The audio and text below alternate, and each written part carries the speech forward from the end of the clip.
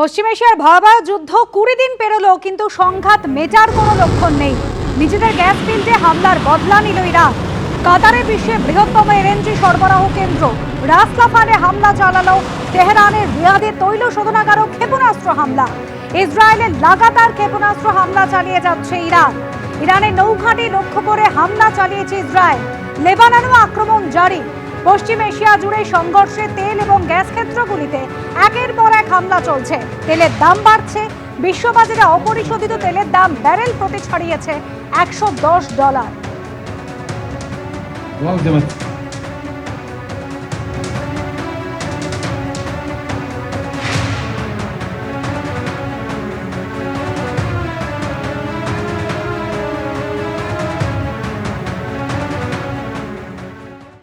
সরাসরি শোনাবো ভবানীপুরে প্রচারে এসে বিরোধী দলনেতা কি বলছেন।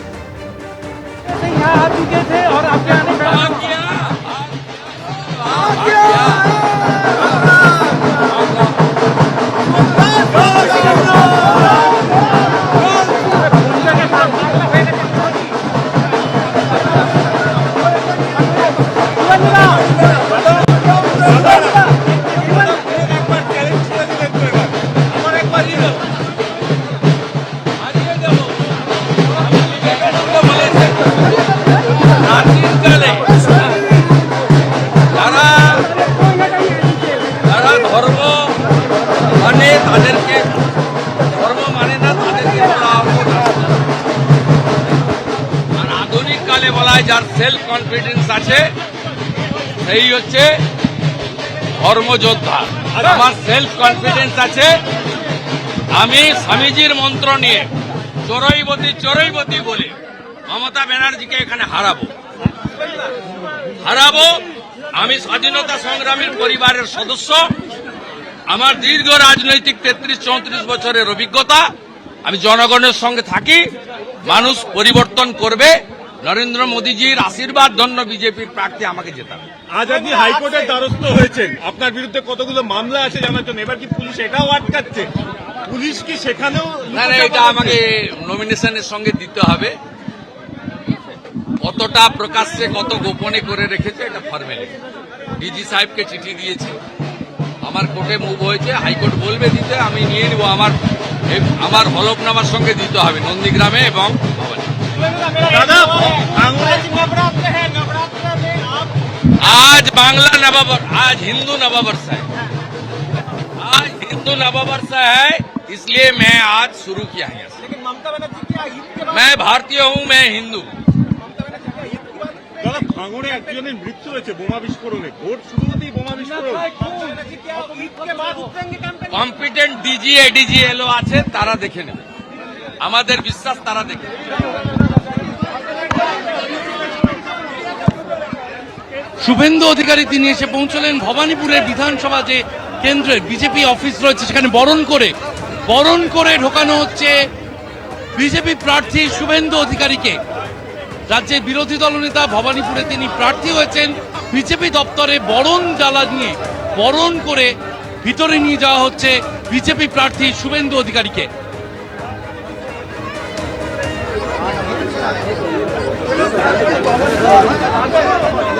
একদিকে আপনারা দেখছেন যে ভবানীপুরে শুভেন্দু অধিকারী তিনি বিজেপির অফিসে এসে পৌঁছলেন, তাকে একেবারে বরণ করে অফিসে নিয়ে যাওয়া হচ্ছে। আর অন্যদিকে এই বিজেপি অফিসেরই উল্টো দিকে যেখানে তৃণমূল কংগ্রেসের দেওয়াল লিখনের কাজ ইতিমধ্যেই শুরু হয়ে গিয়েছে। সরাসরি আমাদের প্রতিনিধি ঐশী মুখোপাধ্যায় আমাদের সঙ্গে রয়েছেন। ঐশী, একদিকে বিরোধী দলনেতা একেবারে উল্টো দিকেই বিজেপির পার্টি অফিস, সেখানে এসে উপস্থিত হয়েছেন, আর অন্যদিকে চলছে তৃণমূলের দেওয়াল লিখন। একেবারে দেখো, এই বিধানসভা নির্বাচনে যে ব্যাটল গ্রাউন্ড ভবানীপুর, তা প্রথম দিন থেকেই ঠাওর করা যাচ্ছে। আমি তোমায় দেখাতে বলবো ছবিটা সন্দীপকে, যেখানে তৃণমূল যে সমর্থকরা রয়েছেন, কর্মীরা রয়েছেন, তারা রীতিমতো এসে উপস্থিত দেওয়াল লিখনের কাজ তারা সম্পন্ন করছেন। অন্যদিকে বিরোধী দলনেতা শুভেন্দু অধিকারী তিনি এই ভবানীপুর কেন্দ্রে প্রার্থী হয়েছেন, তিনিও কিন্তু প্রচারে এসেছেন। আমি দেখাতে বলবো সম্পূর্ণ এলাকাটা দেখতে পাচ্ছ যে এই মুহূর্তে বিজেপি তৃণমূল উভয় দলেরই রাজনৈতিক যে পতাকা, সেই পতাকায় ছেয়ে গিয়েছে। এবং তারই সঙ্গে খুবই গুরুত্বপূর্ণ তাৎপর্যপূর্ণ যে বিষয়টা, তা হচ্ছে পুলিশি প্রহরায় চলছে প্রচার।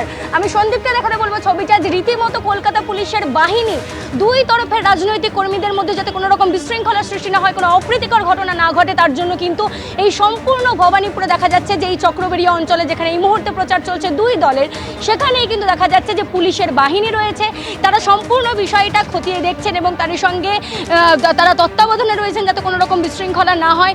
বিরোধী দলনেতা শুভেন্দু অধিকারী একদিকে প্রচার সারছেন, অন্যদিকে মমতা বন্দ্যোপাধ্যায়ের নামে দেওয়াল লিখন শুরু করেছেন কর্মী সমর্থকেরা। ইতিমধ্যেই তুমি দেখতে পাচ্ছ পতাকা হাতে তারা দাঁড়িয়ে রয়েছেন এবং আমি দেখাতে বলবো যে পাশাপাশি দুই যে ভবানীপুরের হাই ভোল্টেজ প্রার্থী, সেই দুই প্রার্থী হেভিওয়েট প্রার্থী, তাদের দুজনের নাম রীতিমতো দেখা যাচ্ছে যেমন ভবানীপুরে শুভেন্দু অধিকারীর পোস্টার, সেই পোস্টার যেমন জল করছে, তার পাশেই একেবারে দেওয়ালে মমতা বন্দ্যোপাধ্যায় যে ভবানীপুর অ্যাসেম্বলি কনস্টিটুয়েন্সি থেকে দাঁড়িয়েছেন সেই দেওয়াল লিখনও কিন্তু সারা। এবং প্রথম দিন থেকেই যে এই ব্যাটেল গ্রাউন্ড হতে চলেছে ভবানীপুর, তা ঠাওর করা যাচ্ছে এই জায়গাতে এসেই। কলকাতা পুলিশের যারা রয়েছেন, পুলিশ আধিকারিক থেকে শুরু করে পুলিশের কর্মী, তারা এখানে উপস্থিত রয়েছেন যাতে কোনো রকম বিশৃঙ্খলা না হয়। অন্যদিকে দুই দিকের যখন প্রচার চলছে, স্লোগান শাউটিং চলছে, সম্পূর্ণ বিষয়টা যাতে শান্তিপূর্ণভাবে সম্পন্ন হয় সেই বিষয়টাও কিন্তু তারা দেখছেন, খেয়াল রাখছেন। তবে যেটা খুবই গুরুত্বপূর্ণ যে এই মুহূর্তে শুভেন্দু অধিকারী তিনি নিজে প্রচারে এসেছেন এবং মমতা বন্দ্যোপাধ্যায়ের হয়ে তার কর্মী সমর্থকেরা, তৃণমূলের কর্মী সমর্থকেরা, তারাও কিন্তু দেওয়াল লিখন শুরু এবং সম্পন্ন করেছে, তুমি দেখতে পাচ্ছ। ধন্যবাদ।